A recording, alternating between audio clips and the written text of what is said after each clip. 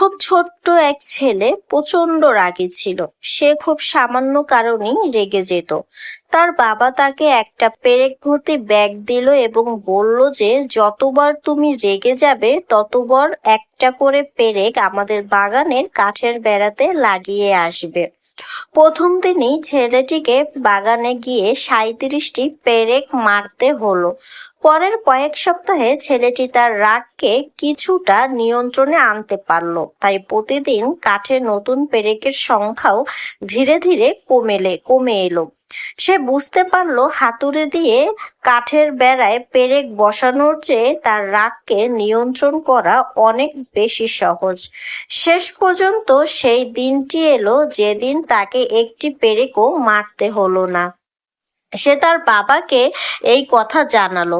তার বাবা তাকে বলল, এখন তুমি যেসব দিনে তোমার রাগকে পুরোপুরি নিয়ন্ত্রণ করতে পারবে সেসব দিনে একটি একটি করে পেরেক খুলে ফেলো। অনেক দিন চলে গেল এবং ছেলেটি একদিন তার বাবাকে জানালো যে সব পেরেকই সে খুলে ফেলতে সক্ষম হয়েছে।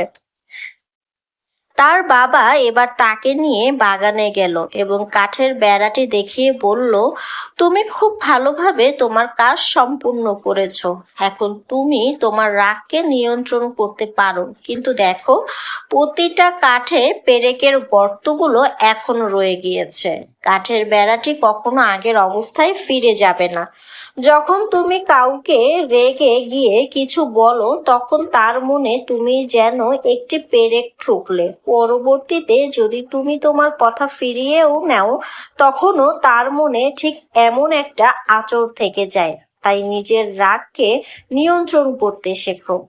মানসিক ক্ষত অনেক সময় শারীরিক ক্ষতের চেয়েও অনেক বেশি ভয়ঙ্কর হয়।